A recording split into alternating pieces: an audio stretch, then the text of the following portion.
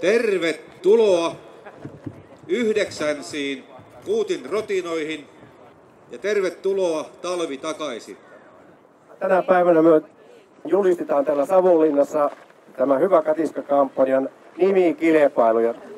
Me opetetaan tekemään tämmöinen katiska ja sitten myöskin kalastamaan niillä, valmistamaan niistä kaloista ruokaa, koska tämä katiska nimittäin toimii. Me tehdään 6 filmiä ja ensimmäinen filmi on siis jo netissä, missä on nyt nämä ohjeet, millä tavalla tämä katiska rakennetaan.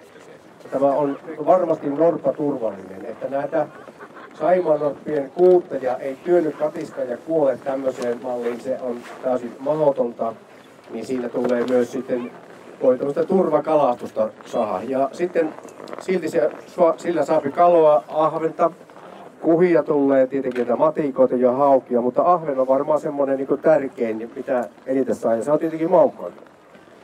Eli meidän tarkoitus on myös se niin kuin suojella tietysti Saimaan norppaa ja myöskin vaelluskalakantoja, joita täällä on vieläkin uhanalaisempia lajeja olemassa kuin Saimaan norppa, joka on todella uhanalainen, mutta vielä uhanalaisempia on Saimaan lohi ja Saimaan nieriä.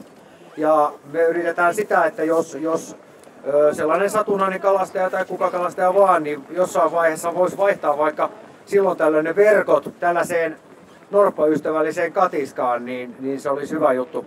Silloin näitä 3 lajia me suojeltaisiin. Ja tämmöisen katiskan teko on helppoa.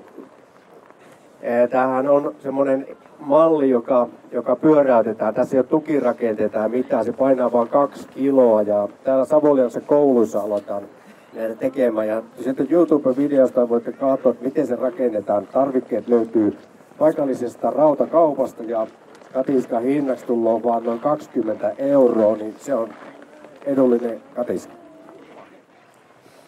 Muista, että talviaikaan täytyy se sitoa tuohon avannon reunaan, koska norpat käyvät muuten pyörittelemässä ne kauemmaksi, koska tietenkin kiinnostaa tämä, kun siellä kaloja on.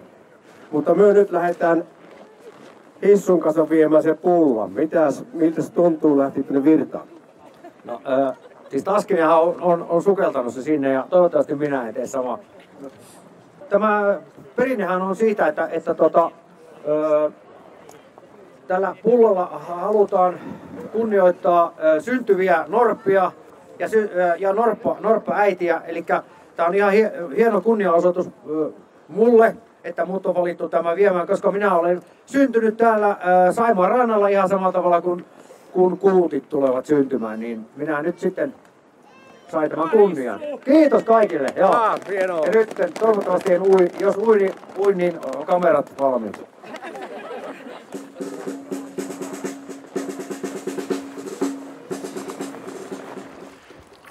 Kari, sinä olit tässä jossakin Etelän maissa. Mitä olit tekemässä?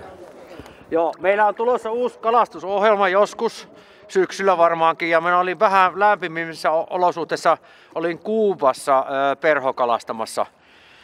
Ja kyllä me kaloja saatiin, eli me ollaan kehitytty siinä aika paljon. Oletko muuten Saimaan norppaa nähnyt? Joo, mulla on Enonkoskella mökki ja yhtenä juhannuksena meillä oli lapsia siinä uimassa, niin norppa tuli jopa uimaan niiden kanssa. Eli ihan silleen satunnaisesti kyllä, mutta viime kesänä esimerkiksi en nähnyt yhtään norppaa. Mihin? Siihen tälle puolelle.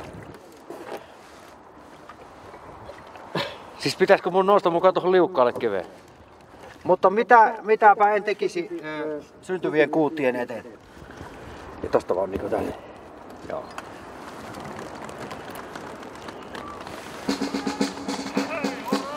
Vähän sen takaraivoon kun laitat, niin sitten se vielä leuva-alle kunnolla. Näin, se on aika hyvin. Hyvä. Eläköön Saimaan norppa! Huudetaan! Eläköön! Eläköön! Eläköön! Ja syntyköön! Kuutti!